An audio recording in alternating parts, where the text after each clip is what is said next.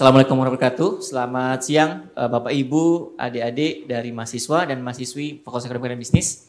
Jadi kita punya keterbatasan waktu nih sekarang karena memang acaranya Jumatan gitu ya dan harus kita selesaikan sebelum Jumatan. Jadi mungkin kita bisa langsung saja ya untuk tanya jawab terkait dengan UMKM muda gitu. Apa sih yang kemudian terkini, keadaan terkini dari UMKM muda. Mungkin saya boleh mulai dari Pak Hilmi ya. Dari Tokopedia, saya mau tanya nih tentang, karena Tokopedia ini salah satu marketplace yang kemudian cukup besar menampung UMKM di Indonesia. Nah saya mau tanya sebenarnya gambaran profil atau gambaran umum dari UMKM yang ada di Indonesia, khususnya di Tokopedia dan TikTok seperti apa sih Pak Hilmi?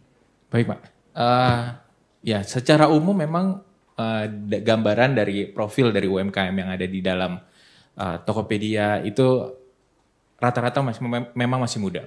Oke. Jadi memang kenapa masih muda? Karena memang semangat itu yang kita pengen bawa sebenarnya, semangat muda itu untuk bisa menciptakan entrepreneur-entrepreneur baru. Kemudian juga bagaimana menghadirkan kemudahan berusaha semudah mereka bisa memasuki media sosial juga. Jadi konsep semacam itu kita permudah untuk para usahawan-usahawan muda agar kemudian bisa berjualan secara mudah di online. Oke, jadi memang cenderung lebih muda ya sekarang ya. Ada perbedaan nggak kalau dari TikTok dan Tokopedia atau sama? Sedikit ada perbedaan, tapi pada umumnya lebih muda memang. Ya. Memang tergantung dari, kadang kalau kita lihat produknya itu akan menentukan biasanya mereka akan menggunakan platform yang mana. Oke. Untuk Tokopedia biasanya memang yang sudah lebih banyak sudah tahu mau beli barangnya apa gitu. Sedangkan kalau yang di TikTok biasanya lebih banyak yang ingin lihat dulu nih reviewnya seperti apa, kemudian produknya kalau dites seperti apa, kalau dipakai seperti apa. Nah itu biasanya akan menentukan nih gitu target dari penggunanya sendiri. Oke, I see. Kalau sekarang boleh ke Pak Rocky ya. Pak Rocky ini peneliti di Family Entrepreneurship, jadi beliau ini banyak peneliti tentang UMKM keluarga berarti ya Pak Rocky ya. Saya mau tanya nih Pak Rocky, selama ini nih bertahun-tahun komposisi kita yang disebutkan berapa UMKM itu nggak berubah banyak gitu. Dan kemudian biasanya kebanyakan kelasnya di situ aja gitu, nggak naik kelas. Sebenarnya permasalahannya apa sih kalau dari akademik atau temuan Pak Rocky ini di penelitian-penelitian? Ya, makasih Mas Wisnu. Ini juga menarik karena kita itu biasanya mensamadengankan antara UMKM dengan kewirausahaan gitu ya. Jadi disangkanya semua UMKM itu punya jiwa wirausaha. Padahal ada perbedaan gitu ya.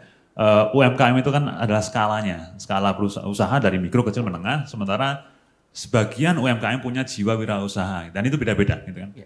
Kalau disampaikan tadi tidak banyak yang naik kelas, mungkin pertanyaannya adalah seberapa banyak dari UMKM dengan skala yang macam-macam itu punya jiwa wirausaha gitu. Dan itu nggak cukup hanya memulai aja, tapi juga mengembangkan. Seringkali sebagian UMKM ini juga satu kategori yang besar sekali, yang mikro itu banyak sekali, kecil, menengah itu mereka sudah cukup dah gini aja deh, di level ini aja udah cukup deh gitu kan ya. Hanya sekadar kita bilang mungkin sebagai survival ya. Gitu.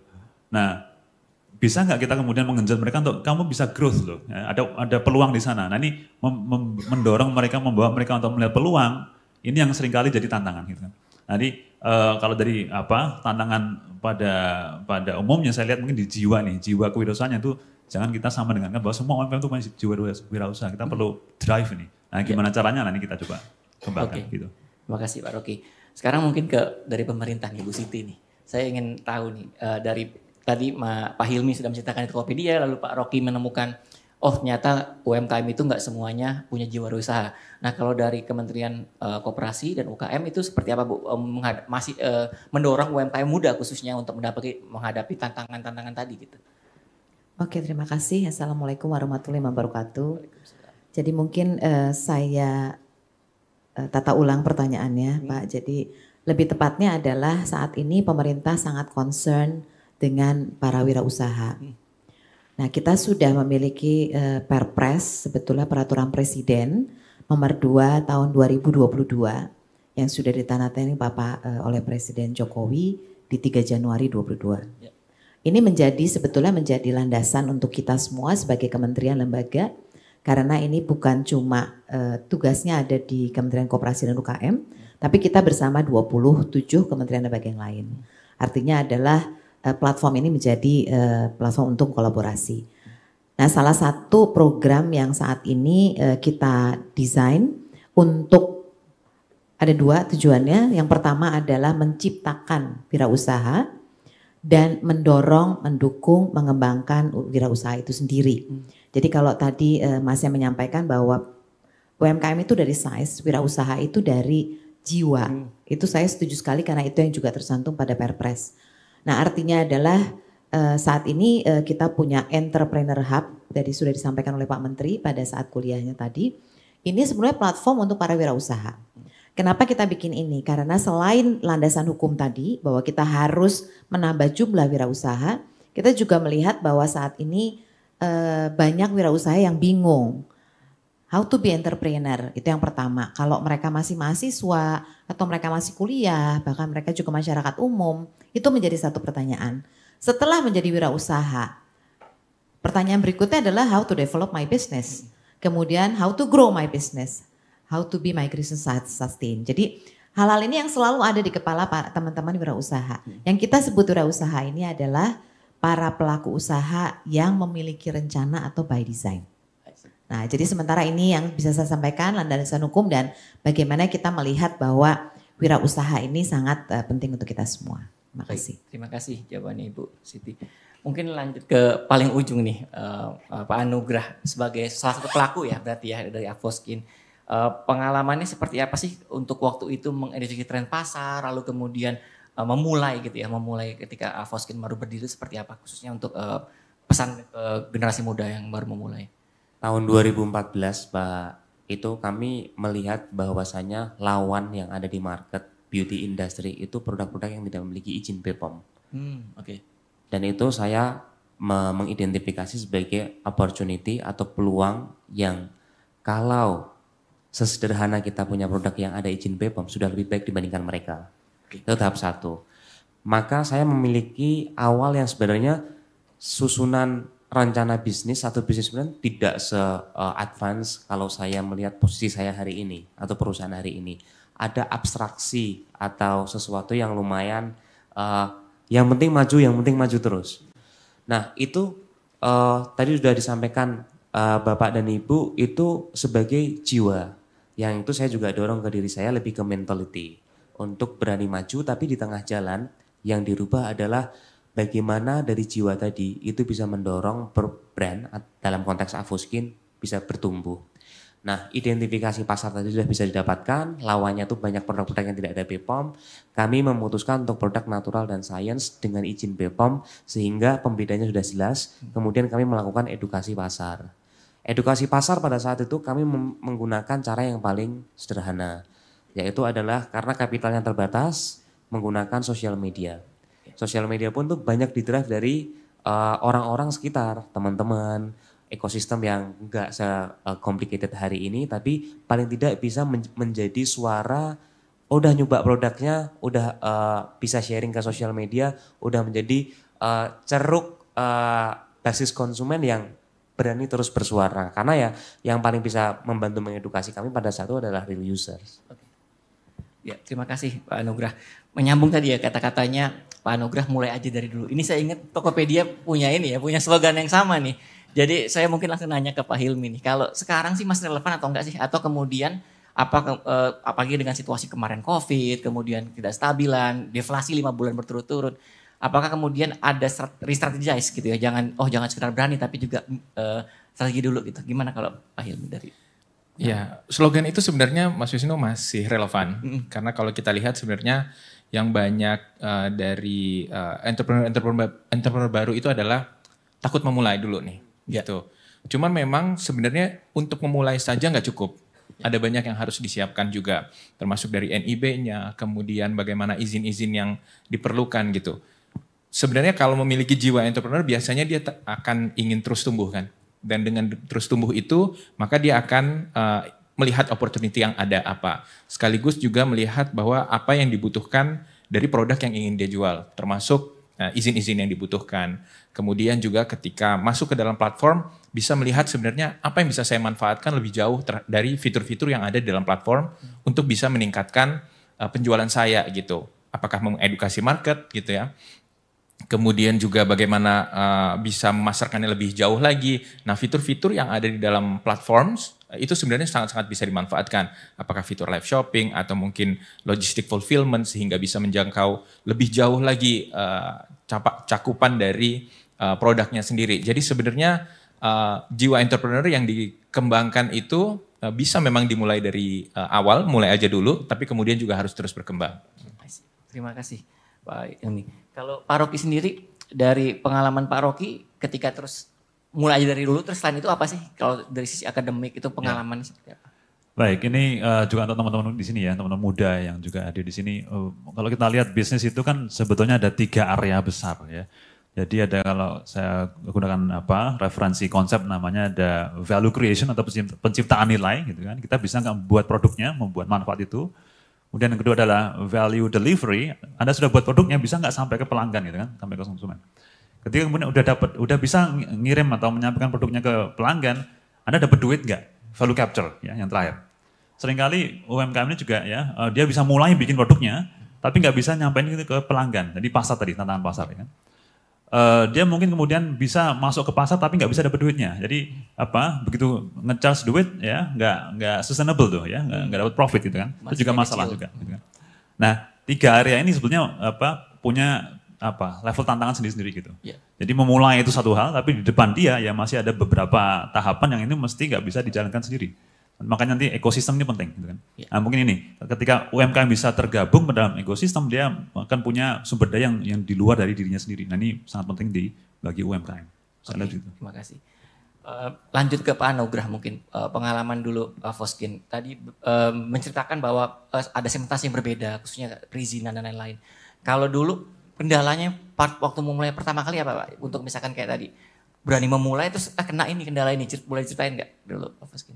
Kami ketika mulai langsung berfokus kepada punya tujuan, walaupun abstrak tadi, tujuannya adalah pengen terus naik kelas. Ya. Makanya dari awal yang di set adalah merek itu harus didaftarkan. Okay. Nah ini kendala yang terjadi di banyak UMKM hari ini. Ketika bisnisnya tumbuh, mereknya sudah mulai dikenal, ternyata ada konflik di kemudian hari. Akhirnya memulai dari awal lagi, itu cost-nya besar. Kemudian case yang kedua dulu mengedukasi pasar tadi itu sangat berat. Karena ketika produk itu menawarkan kandungan natural diimbangi dengan sains, itu hasilnya lebih lamban dibandingkan produk yang berbahaya. Sementara masyarakat tahun 2014 masih terbiasa dengan produk yang hari ini pakai, besok udah ada hasilnya. Skincare itu seperti painkiller dulu. Nah itu kan berbahaya. Itu yang dulu juga kami jadikan concern. Kemudian yang ketiga juga adalah dari si platform. Platform tahun 2014 tidak sekaya hari ini. Yang artinya sebenarnya tantangannya hari ini juga semakin kompleks. Tapi tahun 2014 kami memiliki keuntungan, yaitu adalah cost of entrance-nya, biaya untuk masuk ke pasarnya itu jadi jauh lebih murah. Karena contoh, kalau dulu bayar influencers mungkin satu kali ngepost cuma 500.000. Sekarang orang yang sama 10 tahun berikutnya udah jadi 500 juta. Nah itu kan beda. Terus balik lagi juga, dulu itu kami berada di circle, yang circle-nya adalah pokoknya kalau bisnis itu banyak banget yang sifatnya seremonial.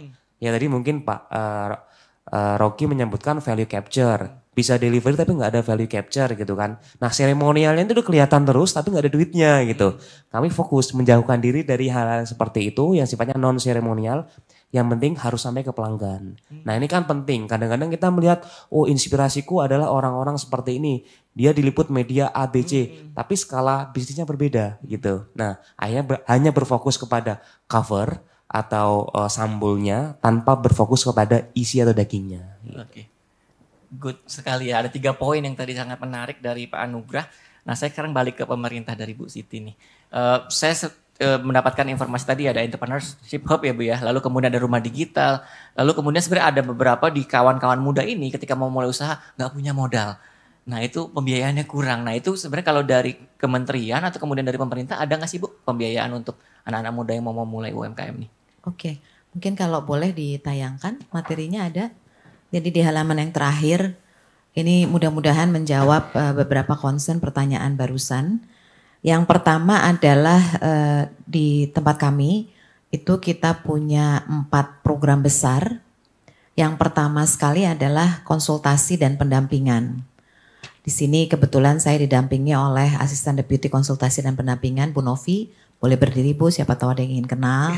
Nah, jadi Bu Novi ini sangat fokus untuk memberikan konsultasi one-on-one, mentoring kepada para pelaku usaha yang membutuhkan. Sesuai dengan apa permasalahan mereka, apakah pemasaran, penjualan, finance, dan sebagainya. Yang kedua, dari situ kita tahu nih ada bibit-bibit startup atau wirausaha yang perlu untuk lebih dikembangkan. Kita masukkan ke dalam proses inkubasi. UGM juga salah satu yang sudah berkolaborasi dengan kami melalui Teknopark. Di sini selama 5-6 bulan teman-teman calon startup atau startup ini diberikan inkubasi, jadi lebih intensif. Nah, di sini tidak berhenti sampai di situ karena kita akan juga koneksikan mereka dengan pasar lokal atau pasar di luar, dan juga pembiayaan. Jadi memang tidak bisa dipungkiri teman-teman yang startup ini mungkin mereka sudah punya investasi awal. Tapi pada saat mereka mau menambah kapasitas atau mereka mau meningkatkan usahanya, itu mereka perlu investment suntikan. Nah, di sini juga inkubasi ini bisa diikuti oleh teman-teman selama silakan mendaftar ke lembaga inkubator di Indonesia cukup banyak. Yang berikutnya selalu yang kita temui adalah tadi yang saya sampaikan. Mereka ini bingung, ini kita mau mulai usaha tapi investasi kita nggak ada. Nah, kami memberikan akses kepada para pemodal. Jadi kalau startup ini agak sulit Mas, kalau ke perbankan tadi ada Pak Dodi, tapi Pak Dodi sudah pergi, mestinya ada di sini tuh. Jadi sulit karena mereka selalu sangat konservatif dan menyiapkan aset. Betul. Sementara startup asetnya ya yang dipakai itu asetnya. Bahkan mungkin asetnya mungkin cuma dinilai 1 miliar tapi perlunya 5 miliar. Nggak akan masuk hitungan bank. Nah, jadi kita tahu itu sehingga kita berkolaborasi dengan non perbankan. Apakah itu venture capitalist, pemodal ventura, apakah itu angel investor, dan sekarang sudah banyak sekali security crowdfunding. Artinya adalah fund-fund yang diperoleh dari crowd. Nah, ini kita juga saat ini sedang mendorong beberapa startup untuk masuk ke papan akselerasi. Artinya adalah teman-teman kalau memang punya masalah ini silakan kontak kami karena kami setiap bulan itu atau setiap 2 bulan itu selalu ada agenda untuk business matching, financial pitching, mempertemukan para startup dengan pembiayaan. Nah, kita tidak mungkiri juga bahwa perbankan juga sangat membantu. Nah, mereka terstruktur sekali, katakanlah kita punya KUR. KUR ini bunganya disubsidi pemerintah. Nah, itu memang ditujukan kepada usaha-usaha yang membutuhkan, kebanyakan saat ini usaha mikro. Kita sudah menyampaikan bahwa di bawah 100 juta itu nggak pakai agunan. Nah, mudah-mudahan perbankan sesuai gitu, walaupun ada 1-2 yang lapor, saya ditanya agunan. Nah, itu bisa sampai 500 juta. Nah, artinya adalah kalau bicara pembiayaan, pemerintah saat ini punya beberapa instrumen. Apakah Bapak Ibu akan mengajukan KUR? Kalau KUR tentunya diperlukan agunan di atas 100 juta. Atau Bapak Ibu membutuhkan atau mau perusahaannya dimasuki investor. Nah, ini banyak sekali instrumennya. Nah, informasi tambahan kita juga sudah bekerja sama dengan beberapa pihak di luar. Jadi teman-teman dari tempat kami juga sudah belajar bagaimana sih Korea itu melakukan pendanaannya, pembiayaannya, pengembangan startupnya, bagaimana Jepang melakukan itu, kemudian kita sampai juga ke Eropa. Tujuannya adalah satu, untuk startup kita itu bisa juga untuk go internasional. Karena kebetulan tahun ini, sejak akhir tahun lalu, roadmap kita adalah mengatakan kita ingin sekali startup ini go global. Okay. Nah, jadi mudah-mudahan informasi dari kami, kalau nanti diperlukan materinya sudah ada di panitia sebetulnya. Jadi itulah ekosistem yang ada di Kementerian Koperasi dan UKM. Terima kasih. Kalau targetnya berapa startup Bu yang mau didorong Kementerian? Okay. Saat ini jumlah startup di Indonesia itu sebanyak kurang lebih 2.600. 2.647 lebih tepatnya. Dan yang sudah masuk di tempat kami atau sudah docking di tempat kami itu kurang lebih 555.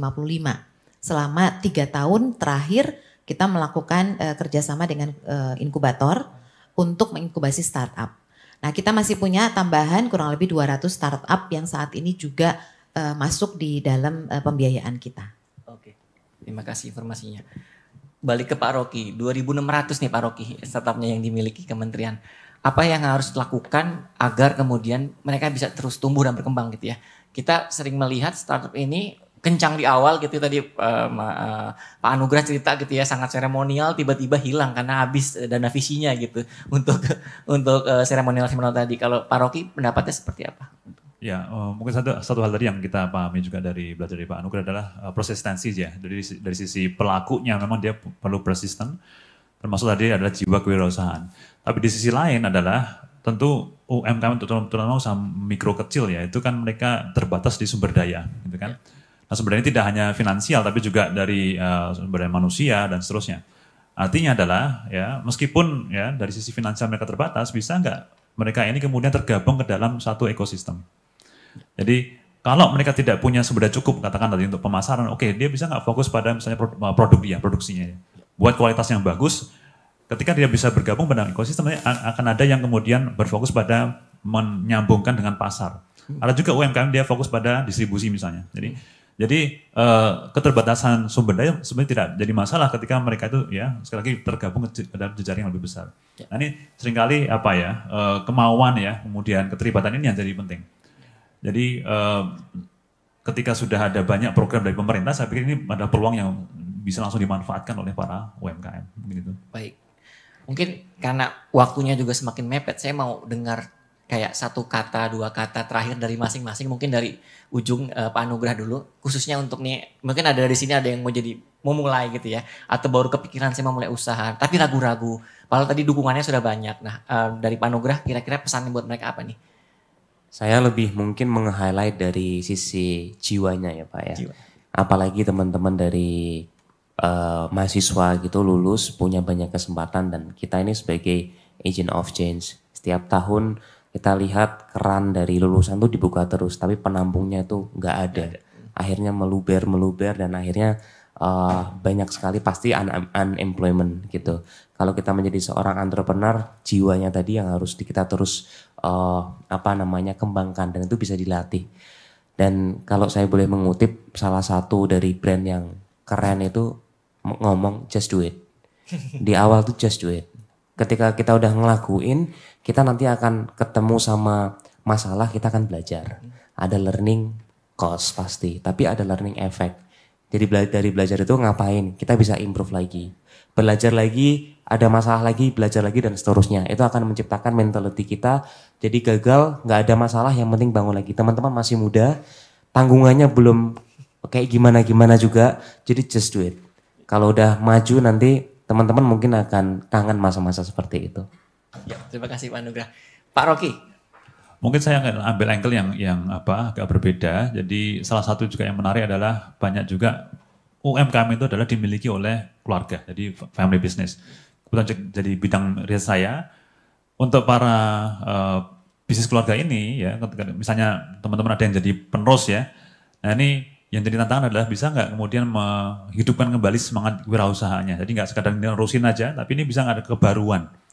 Nah ini ya menjadi tantangan ya. Dan ini justru jangan merasa wah di perusahaan keluarga kemudian kurang keren ya, kurang seksi. Justru bisa nggak Anda memperbarui itu gitu kan supaya tetap relevan ya. Karena sudah ada modal sebelumnya.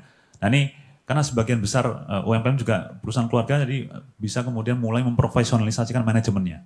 Kan? Supaya nanti bisa terus ya berkembang dan mungkin jadi legend juga di masa depan. Itu aja. Makasih. Pak Hilmi.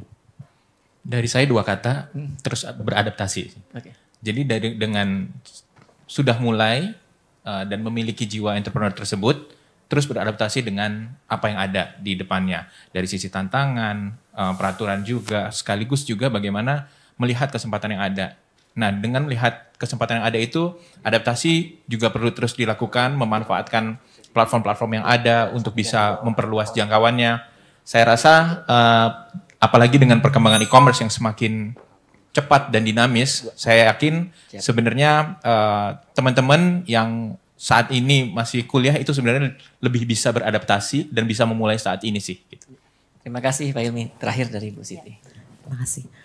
Saya ada satu pesan bahwa kita perlu banyak wirausaha. Saat ini rasio kewirausahaan kita di 3,47%. Sementara untuk menjadi negara maju, kita membutuhkan minimal 4%. Jadi kita sangat mengharapkan semakin banyak wirausaha yang tentunya yang kita harapkan adalah memiliki usaha yang inovatif, tentunya berbasis teknologi dan research, dan yang pasti bahwa bisa berkelanjutan. Nah ini tentunya tadi saya yang sampaikan beberapa program dari pemerintah. Saat ini pemerintah memiliki di tempat kami saja cukup banyak dan belum di kementerian yang lain. Dan saya yakin bahwa wirausaha ini nantinya akan menciptakan ekonomi baru dan pada akhirnya nanti akan menciptakan lapangan kerja yang lebih berkualitas. Terima kasih. Terima kasih Bu Siti. Baik, sudah mendapatkan pesan-pesan ya. Sekarang saya mau mengundang, jadi bukan saya aja yang bertanya nih. 2 penanya, mungkin dari sebelah kanan dulu Bapak, lalu kemudian yang kedua nanti nggak ada yang perempuan ya, saya mau yang perempuan. Ya sebelah sana, sebelah kiri nanti ya 2 orang penanya. Mic-nya bisa oke. Jadi bukan moderator saja yang bertanya. Terima kasih. Perkenalkan, nama saya Adrian Wijaya dari pelaku UMKM. Saya ingin menanyakan kepada Ibu Siti Azizah. Yang pertama, bagaimana peran dan usaha pemerintah dan swasta untuk berkolaborasi untuk membantu dan meningkatkan para UMKM muda untuk memajukan dan meningkatkan masa depan perekonomian Indonesia. Kemudian yang kedua, apa saja harapan dan tantangan bagi para UMKM muda untuk bisa mandiri, sukses, dan meningkatkan masa depan perekonomian Indonesia. Kemudian untuk Mas Hilmi, saya ingin menanyakan apa saja bantuan, kemudian juga fasilitas dan prosedur yang bisa diberikan kepada dari Tokopedia untuk memajukan para UMKM di Indonesia. Kemudian untuk Mas Rogi, saya ingin menanyakan apa saja peluang-peluang dan pekerjaan yang menarik dan cocok bagi para UMKM saat ini di Indonesia. Terima kasih. Terima kasih Pak Adrian. Ini diborong pertanyaannya Pak Adrian. Mungkin pertanyaan kedua dulu aja ya langsung ya. Nanti biar bisa langsung dijawab secara keseluruhan. Monggo Mbaknya yang di belakang. Itu mic-nya. Makasih, saya Ziza. Pertanyaan saya kepada mungkin Pak Anugrah sama kemudian Bu Siti Azizah begini, sama mungkin dari orang Tokped ya. Ini kan sekarang zamannya environmental consciousness lah. Jadi saya berharap Pak Anugrah nanti bisa menjadi the next body shop walaupun tanpa bangkrutnya. Dari apa ya? Apakah bisa ketika UMKM itu ketika masuk ke dunia digital dibantu sadar tentang kemasan yang ramah lingkungan? Maksud saya dalam beberapa hal memang mau tidak mau plastik dipakai, tetapi kan sekarang sudah ada plastik jenis baru, itu satu hal. Dan kedua, ada beberapa barang tertentu itu pembungkusnya bisa tanpa plastik gitu, atau ketika lokalitas pembelinya itu dalam jangkauan tertentu itu bisa tanpa plastik begitu. Saya sudah ngecek yang Avoskin itu lumayan bagus lah kemasannya. Apalagi kemudian kalau produknya kemudian disasar ke luar negeri, mereka kan terus itu bisa jadi nilai tambah begitu. Kalau untuk Tokped sendiri kan apakah bisa ada widget tambahan, jadi ada semacam tombol tambahan di mana ada penanda kemasan barangnya itu dibuat dari apa. Itu mungkin bisa untuk menambah nilai tambah untuk konsumen-konsumen yang punya kecenderungan lingkungan gitu. Apalagi kalau sudah harapannya ke Eropa dan negara maju lain gitu. Saya sangat berharap dari Pak Anugrah ada pemaparan tentang sasaran ke sana gitu seperti apa. Makasih. Makasih Mbak Ziza. Mungkin dari Bu Siti dulu ya, tadi pertanyaan Pak Adrian tentang meningkatkan UMKM dan harapan tantangan dari. Baik, sebetulnya kalau ditanyakan kolaborasi Pak, kami sudah banyak berkolaborasi. Salah satunya dengan Tokped di sebelah saya ini. Jadi kami dengan Tokped itu sudah dari sejak pandemi, kita bersama-sama meningkatkan literasi dari para pelaku UMKM terhadap digitalisasi. Dan itu terus berjalan sampai hari ini. Ini salah satu contoh untuk di sektor di transformasi digital. Tapi yang lain di dalam ekosistem bisnis yang kita ciptakan ini Pak. Jadi kita punya bisnis modelnya seperti apa, itu kita tentu perlu kolaborasi dengan banyak pihak. Apakah itu perguruan tinggi, apakah itu komunitas, apakah itu swasta, perbankan dan sebagainya. Nah ini yang kita kumpulkan, kita satukan itu dalam bentuk tadi yang saya sebut Entrepreneur Hub. Ini sebenarnya platform, tapi Bapak begitu masuk ke platform itu akan ada semua kolaborator kita. Nah jadi pemerintah tidak bisa bekerja sendiri tentunya. Selain kami bekerja dengan kementerian yang lain, kami juga bekerja dengan pihak lain. Nah untuk pertanyaan yang kedua tadi pemuda mungkin kalau boleh panitia ditayangkan slide nomor 4. Ini menunjukkan potensi besar dari pemuda Indonesia. Cuman sayangnya memang saat ini kita perlu terus meningkatkan supaya mereka bisa berusaha dibantu dengan buruh. Artinya para wirausaha ini sudah punya basic dan tidak bekerja sendiri, tapi dia kecuali yang ekonomi kreatif mungkin ada yang bisa sendiri. Tapi yang kita harapkan wirausaha ini by design dan dapat menciptakan lapangan kerja. Gak bisa ya panitia halaman 4. Jadi supaya memberikan gambaran seberapa besar sebenarnya potensi dari para pemuda. Gak apa-apa nanti silakan sampaikan kemudian. Ya. Terima kasih. Terima kasih Ibu Siti. Mungkin lanjutnya ke Pak Hilmi ya. Tadi karena disebut Tokped ya. Fasilitasinya apa aja sih Pak Hilmi kalau yang baru memulai UMKM? Ya, fasilitasnya tadi persis seperti yang disampaikan oleh Bu Aziza bahwa dari sisi kita juga berusaha untuk berkolaborasi dengan banyak pihak Pak, termasuk dengan pemerintah juga. Bagaimana kemudian kita membantu para usahawan-usahawan yang baru untuk bisa masuk ke dalam platform agar bisa memasarkan produknya. Nah, ada berbagai macam pelatihan yang dilakukan, pelatihan onboarding, kemudian dari onboarding juga ada lanjutannya lagi. Nah, ini beberapa pelatihan yang biasanya kita lakukan. Tapi sekarang kita mencoba untuk melihat bahwa ternyata untuk pelatihan saja tidak cukup. Ada beberapa hal yang mesti kita tingkatkan, termasuk fasilitasi. Dan itu kita juga bekerja sama dengan berbagai kementerian lain, berbagai komunitas juga, untuk bisa bagaimana merangkul untuk para usahawan baru ini juga mendaftarkan NIB-nya. Karena NIB menjadi sangat penting dan sebenarnya sudah mandatori. Tapi kita masih mencoba ini bagaimana untuk merangkul teman-teman agar bisa kita fasilitasi lebih lanjut. Lalu kita juga memfasilitasi beberapa perizinan lain seperti SPP IRT ataupun juga halal gitu. Nah ini yang kita coba lakukan agar UMKM yang masuk, para entrepreneurs yang masuk ke dalam platform seperti Tokopedia itu juga bisa terfasilitasi secara end-to-end. Gitu. Kalau boleh dilanjutkan yang environmental, Pak Hilmi, baik. Apakah ada arah ke sana gitu? Tombol, ini barang-barang khusus yang ramah lingkungan misalkan? Ya, terkait dengan environmental sebenarnya kita juga punya program namanya Tokopedia Hijau. Oke. Jadi di Tokopedia Hijau itu kita mencoba untuk mengajak para seller-seller yang aktif di Tokopedia untuk bergabung menjadi seller Tokopedia Hijau. Di mana di Tokopedia Hijau tersebut kita akan menyediakan pelatihan bagaimana membuat produk-produk kemasan produknya itu menjadi lebih eco-friendly, sekaligus juga bagaimana kami memfasilitasi pengirimannya, misalnya paket ketika dikirimkan itu sudah tidak pakai bubble wrap lagi, tapi pakai yang lebih eco-friendly. Terus kemudian bagaimana packagingnya itu juga bukan yang plastik, tapi yang lebih ramah lingkungan. Itu juga kita kerjasama dengan Kementerian Koperasi dan UKM pada saat peluncurannya pada tahun 2022. Baik, sangat jelas informasinya. Mungkin agak lompat sedikit ya ke Pak Anugrah dulu, karena masih menyambung yang eco-friendly. Kalau dari Avoskin seperti apa Pak?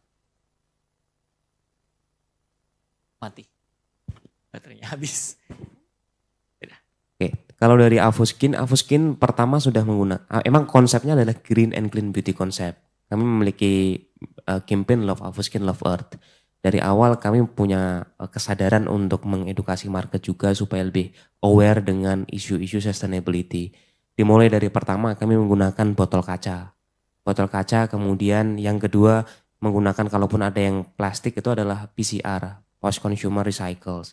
Kemudian kami juga tidak menggunakan pengiriman ke end users, tidak menggunakan bubble wrap. Instead kami menggunakan paper wrap yang juga mudah memiliki label eco-friendly. Dalam proses pembuatan produknya juga kami tidak mengujikan produk itu kepada hewan. Kami langsung direct ke manusia. Nah ini dari proses value chain yang kami miliki. Kemudian selain itu juga kami terus mengedukasi konsumen untuk mengembalikan botol bekas ketika sudah menggunakan produknya setiap bulan. Semakin banyak titik yang kemudian kami siapkan sebagai station untuk recycle dan kami bekerja sama dengan pihak ketiga. hasil-hasil dari recycle tadi menjadi barang yang lebih tepat guna seperti tatakan gelas, kemudian menjadi bahkan kemarin menjadi program CSR kita juga menjadi tatakan Al-Quran untuk disumbangkan ke panti asuhan, kemudian bisa menjadi barang tepat guna yang lain yang memiliki nilai tambah tanpa harus kami memproses dengan alternatif material yang lain. Selain itu semua dimulai dari karyawan kami sendiri. Sekarang kurang lebih 400 karyawan di Avoskin itu setiap bulan diwajibkan mengembalikan minimum 7 barang yang dipakai sehari-hari dalam bentuk botol shampoo atau personal care yang lain, dan diolah kami bekerja sama dengan pihak ketiga untuk mengolah barang tersebut, dan mereka diberikan insentif setiap karyawannya setiap bulan. Kemudian dari angle bagaimana UMKM bisa melakukan itu. Sekarang kalau kita lihat pasti ada cost yang lebih mahal untuk melakukan hal tersebut karena skala ekonominya belum terbentuk secara maksimal. Tapi ekosistem itu kalau tidak dimulai duluan, ini seperti ayam dan telur. Kalau kita nggak mulai duluan dan ekosistemnya ikutan rame-rame, maka skala ekonomi tadi akan lebih sulit untuk terbentuk. Sehingga tadi dimulai, dan sekarang paling tidak dimulai juga dengan mitra-mitra pengolahan limbah, sampah. Itu sudah mulai banyak pihak ketiga juga yang disupport oleh venture capitalist yang mereka juga sangat aware untuk mendukung sampai di skala UMKM bahkan di level rumah tangga. Ya, terima kasih Pak Nugra jawabannya. Tepuk tangan dulu ya, hebat sekali ya. Jadi sebelum ESG ngetren berarti Avoskin sudah ke arah sana ya, sudah ke arah ESG. Ini pertanyaan terakhir tadi dari Pak Adrian buat Pak Rocky ya. Jadi tentang apa sih potensi pekerjaan atau kemudian bidang apa yang kemudian bisa kayak dimulai gitu. Makasih. Tadi sedikit menyambung dengan Green juga nih, FEB juga punya komitmen ya ke arah sana. Jadi teman-teman UMKM yang punya minat ya bisa nanti mengontak kami mungkin dengan Wadek kami Mas Gilang ini ya, kita akan berkolaborasi untuk di area sana. Mengenai tadi ya peluang-peluang tadi, ini sebenarnya pertanyaan yang susah ya karena menarik. Hal yang mungkin berpeluang gitu kan akan punya resiko yang besar juga gitu kan. Nah, apakah orang mau nih ya, orang bilang high risk high return ya, peluangnya besar tapi resikonya juga besar. Nah, ini kalau saya tarik mungkin akan berangkat kepada mindsetnya gitu kan. Kita mau misalnya bisa buat produk dulu atau ya coba dulu kemudian kita cari pasarnya gitu. Itu juga beresiko, atau kita lihat pasar dulu kita bisa buat produk apa gitu kan ya. Masing-masing punya resikonya. Nah, cuma yang kemudian menjadi pertanyaan adalah mau nggak ambil resiko itu gitu kan. Nah, peluang ini bagi berbagai orang mungkin akan beda-beda. Ada yang melihat ini peluangnya besar, ada yang ini nggak ada peluangnya. Nah, ini tinggal bisa nggak melihat peluang itu ya dengan resiko yang mau kita terima. Nah, kalau kita mau bergerak mengambil resiko, nah itulah kemudian mindset kewirausahaan itu. Nah, ini yang nggak semua orang punya, dan ini semoga dengan program ini bisa mendorong orang untuk mau lebih mengambil resiko. Karena kita sudah punya ekosistemnya untuk membantu itu. Baik, terima kasih Pak Rocky atas jawabannya. Tepuk tangan yang meriah buat 4 panelis kita. Waktu kita sudah habis, jadi mungkin saya tutup saja ya. Terima kasih Bu Siti, Pak Hilmi, Pak Rocky, dan Pak Nugra atas wawasannya. Nanti kalau mau nanya lagi mungkin setelah ini, acara ini ya. Saya tutup, terima kasih sudah memperhatikan, sudah mendengarkan dan bertanya. Assalamualaikum warahmatullahi wabarakatuh, selamat siang.